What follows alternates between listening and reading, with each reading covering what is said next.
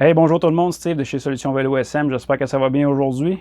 Aujourd'hui, faire suite à des demandes qu'on avait des clients qui nous envoyaient beaucoup de messages sur les outils, on a décidé de faire une petite vidéo sur les outils tubeless, communément appelés kit de plug ou kit de sus pour les automobiles, mais en version beaucoup plus petite pour les vélos. On parle d'outils comme ça ici, avec des kits de sus communément appelés, des bacon strips pour le vélo de montagne. C'est la même chose finalement que pour un véhicule automobile, mais en plus petit. Ça va faire exactement le même travail de boucher un trou. Pourquoi est-ce qu'on voudrait boucher avec un bacon strip? C'est vraiment si le pneu a un trou un peu trop gros ou il y aurait une micro-déchirure qui ne serait pas bouchée par le scellant. Aujourd'hui, j'ai 3 outils que je peux vous parler. J'ai à l'atelier. Évidemment qu'il y en a beaucoup d'autres modèles. Il y a même des modèles maintenant qui sont sur les outils multifonctions. Personnellement, je ne recommande pas de les avoir sur les outils multifonctions. La raison étant que si vous avez à le sortir, c'est sur un outil multifonction, pour pas que votre bacon strip soit gommé dans l'outil multifonction, vous êtes obligé de le laisser dans son caisson indépendant. Un peu comme on voit ici, là, dans le fond, dans le plastique, pour qu'il ne soit pas contaminé. Fait que là, ça va vous prendre plus de temps. Vous allez perdre encore plus d'air dans votre pneu. Fait que ça va vous donner encore, vous êtes obligé de pomper encore plus votre pneu avec votre pompe à main pour gonfler votre pneu. Fait que d'où la raison d'avoir l'outil indépendant. Fait que je vais vous montrer les 3 outils que j'ai ici en ma possession. On a celui-là, premièrement, de Genuine Innovation. C'est le plus petit et le moins dispendieux des 3. On parle d'environ une douzaine de dollars pour le kit en tant que tel. Puis, si jamais vous avez passé toutes les strips, bien, vous pouvez juste racheter les strips, ce qui est beaucoup moins dispendieux. Là, on parle d'environ 5 dollars pour un paquet de strips. Fait que ça vient quand même très bon rapport qualité-prix. Le deuxième ici qu'on a, un modèle différent. Celui-là, comme vous allez voir, il y a une petite lime dessus pour évaser encore plus le trou si jamais le trou est un peu trop gros pour le scellant, mais un peu trop petit pour le bacon strip. Le concept étant que vous allez limer votre trou pour être capable de rentrer le bacon strip. Et de l'autre côté de l'outil, vous avez vraiment la fourchette pour le bacon strip. Ici, on a les bacon strips qui sont exactement dans le tube. Un petit peu plus gros, un peu plus polyvalent, mais encore là, honnêtement, le reamer, la petite lime, c'est pas absolument nécessaire.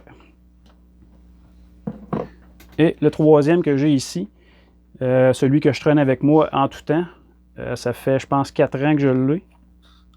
Et évidemment, qui a servi quand même plusieurs fois. La grosse différence avec ce kit-là, c'est oui, il est un peu plus dispendieux, fait beaucoup plus solide. Là. Vous ne réussirez jamais à casser ou l'écraser. Le matériau est extrêmement solide. Fait qu'encore là, j'ai mon bacon strip sur ma fourchette en tout temps, prêt à rentrer dans mon pneu. Puis, dans mon tube, j'ai des spares. Puis, évidemment, vous pouvez rentrer autant de spares que vous voulez, tant que vous êtes capable de le fermer après. Puis, un avantage de celui-là, la raison pour laquelle je l'ai acheté à la base, c'est qu'en dessous, on a un petit outil dans le fond pour resserrer vos corps de valve Presta. Fait que si jamais, avant de remettre de l'air dans vos pneus, vous avez à le resserrer, vous pouvez juste sortir ça, puis vous n'aurez pas de problème à le faire au lieu d'essayer de zigonner avec une petite paire de pinces ou d'essayer de le faire à la main carrément. Fait que c'est quand même polyvalent. C'est quelque chose à considérer. Oui, il est un peu plus dispendieux, mais celui-là, je dirais qu'il est quand même bomb-proof. On parle d'une quarantaine de dollars pour ce modèle-là. Le plus petit, on avait parlé d'une douzaine. Puis celui-là, on parle d'environ 25 dollars. Évidemment que vous n'êtes pas obligé de l'acheter en vert. Il y a plusieurs couleurs de disponibles.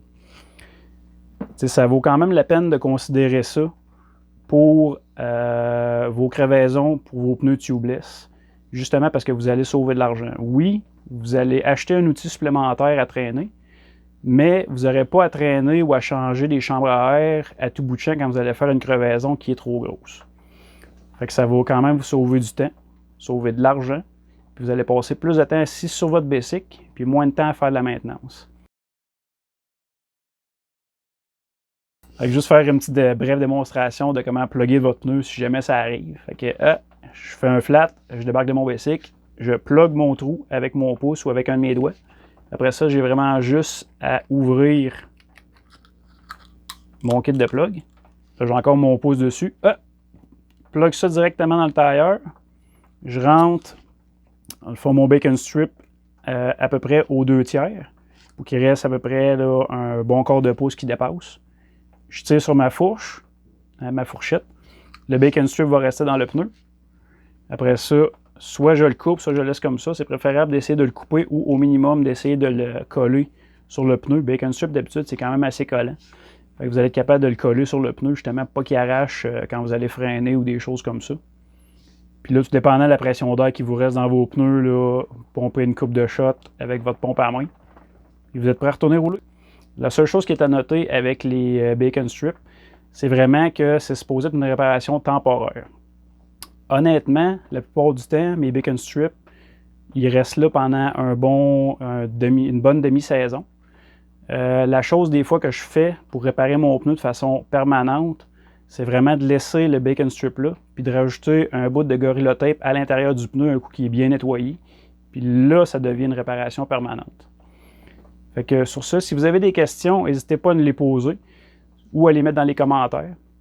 Encore là, vous pouvez nous rejoindre via le Messenger sur le Facebook ou encore là par courriel à solutionvelosm@outlook.com.